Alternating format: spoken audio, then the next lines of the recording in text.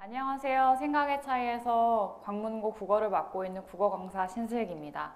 안녕하세요. 생각의 차이학에서 광문고 영어를 맡고 있는 영어 강사 윤대영입니다. 반갑습니다. 반갑습니다. 자, 오늘 영상은 지금 촬영일 기준 내일이 고등학교 배정 발표입니다. 맞습니다. 자, 이 영상은 2025년에 광문고에 배정받게 될 예비고1 학생분들 그리고 학부모님 분들을 위한 영상입니다. 아마 지금 광문고가 어떤 학교인지 좀 궁금해 하실 것 같기도 하고 또 주변에서 들은 이야기가 여러 가지인데 진짜로 그런가 이런 좀 궁금증도 있을 것 같아서 일단 광문고가 어떤 학교인지 간략하게 좀 소개를 드려보고자 네. 합니다. 일단 학교 분위기 4개를 말씀을 드릴 건데 아이들 밝지 않나요? 명랑하고? 굉장히 밝고 쾌활하고 명랑합니다. 그거를 슬기쌤께서 한번 말씀을 해주실 겁니다. 보실게요 한번. 일단 광문고 학교 분위기 하면 이 키워드를 얘기 안 할 수 없을 것 같아요. 주변 학교들 중에서 공학임에도 불구하고 남녀 합반인 경우는 거의 없어요. 근데 그쵸. 네, 광문고의 경우에는 같은 반 안에 남학생, 여학생들이 이제 같이 있는 그런 구조입니다. 그래서 남녀 합반이라는 게 가장 큰 특징이라고 말할 수 있을 것 같고 그러다 보니까 아무래도 분위기가 굉장히 화기애애합니다. 그러니까 처음에 대영쌤이랑 저랑 시작할 때 얘기한 것처럼 학생들이 굉장히 명랑하고 화기애애하고 이렇습니다. 이렇게 얘기를 할 수 있었던 게요.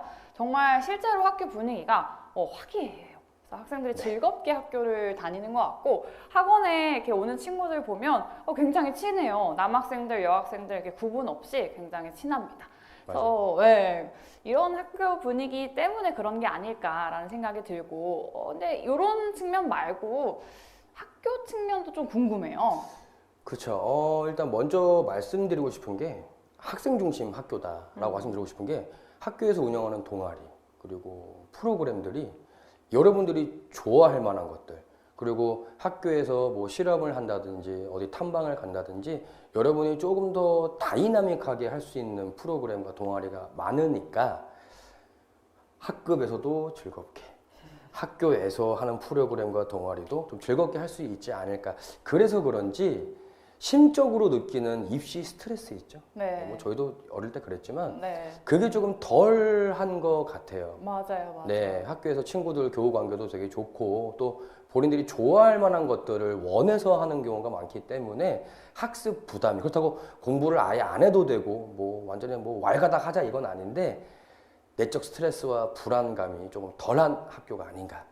예, 굉장히 좋은 학교인 것 같아요. 맞습니다. 예, 네. 저희 때는 남녀공학이 별로 없었는데. 진짜요. 전 여고 나왔거든요. 네, 많이 조금 힘든 입시 속에서도 좀 재밌게 학교 생활 할 수 있지 않을까 생각이 돼요. 네.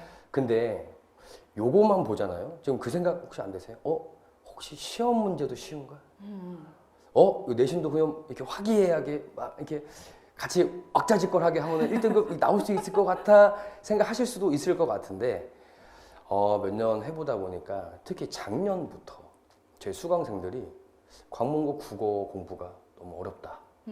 학습이 너무 부담된다. 네. 국어 때문에 다른 과목 공부가 힘들 정도다라고 얘기를 들었거든요. 네. 그런가요, 실제로? 뭐 이게 틀린 얘기다라고 딱 이렇게 말할 수는 없는데 제가 알기로는 또 영어가 또 만만치 않다고 들었거든요. 네. 네, 지금 뭐 주변 학교들 중에서 영어 시험 범위가 제일 많다. 학생들이 이런 얘기를 또 하더라고요. 영어 어떤가요? 영어를 먼저 한번 보실까요, 그러면은? 네네. 보실 텐데, 영어 출제 경향은 이렇게 되어 있습니다. 그러니까 시험 범위 지문 개수가 부교재든 전국모의고사 학평이든 평균 지문 50개 정도의 시험 범위 지문이 선정이 된다. 적은 범위가 아니죠. 중학교 때만 해도 교과서 지문 한 챕터 2-3개 정도였는데, 모의고사 부교재 지문이 50개 정도로 늘어난다. 부담 되겠네요. 굉장히 많은데요. 보다 보니까 부담이 되겠네요. 네. 근데 작년에 유독 좀 돋보였던 것 중에 하나가 작년에 조금 출제 성향이 바뀌었습니다. 시험 범위 특이사항도 하나가 있는데 그거는 비밀이어서 네.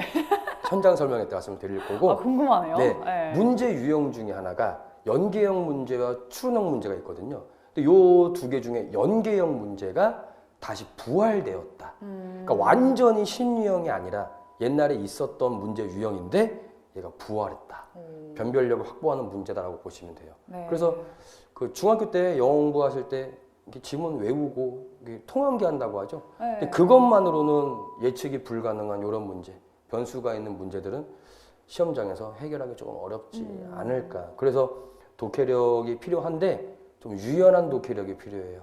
처음 보는 지문이 변형되었을 때도 그 자리에서 이해하고 처리할 수 있는 유연성. 그리고 문제를 풀 때도 이런 문제 좀 특이하거든요. 그러니까 단순 문제만 풀어서는 내신 대비할 때 조금 어려움이 있지 않을까 생각이 드네요. 말하다 보니까 쉽진 않네요. 네, 어려운 거 많네요. 예, 예. 그래서 내신 공부하실 때 이렇게 해보시는 게 어떨까? 파트를 4개를 나누시면 어휘, 어법, 독해, 변형 문제가 있는데 지금 공통적으로 기반 보이시죠? 광문고 영어는 그 어떤 고등학교보다 기초와 기본기가 탄탄해야 합니다. 그래서 지금 영상 보면서 이 생각 드실 거예요. 아니 분명 아까 연계형 문제랑 추론형 문제가 나와서 문제가 어렵지 않냐. 그 문제의 비율은 10%밖에 안 돼요. 네, 나머지 문제는 기본적인 시험 범위 지문을 기반으로 얼마나 꼼꼼하게 공부했냐를 측정하는 시험이기 때문에 그렇게 막 부담 가질 필요는 없다. 그래서 기본기에 필요한 걸 암기하되 어휘든 어법 개념이든 그걸 암기하되 이해를 조금 더한다면 유연한 사고력이 생겨서 시험장에서도 좀 대처 능력이 생기지 않을까 생각이 됩니다. 그럼 과연 그렇게 아이들이 얘기하는 네. 국어는 어떤지 한번 보겠습니다. 네, 국어 출제 경향을 이제 말씀드리려고 하는데요. 작년에 특히 이런 경향이 더 강해진 것 같아요. 그래서 2024년 기준, 작년 기준으로 좀 말씀을 드리려고 합니다. 일단 이제 가장 첫 번째로는 여기 이제 보이시죠, 여러분? 작년 기준으로 학교에서 알려준 시험 범위가 아니라 외부 지문을 활용하는 문제가 45% 이상 출제가 되었습니다. 근데 이게 말이 45%지 사실 학생들이 체감하기에는 그냥 반 정도가 나왔다라고 그쵸. 아마 생각이 들었고 또 그렇게 피부에 와닿았을 거예요. 그러다 보니까 시험장에서 굉장히 당황하고 그리고 낯선 지문들을 보다 보니 이게 뭐지? 이런 기분을 느꼈던 친구들이 굉장히 많았어요.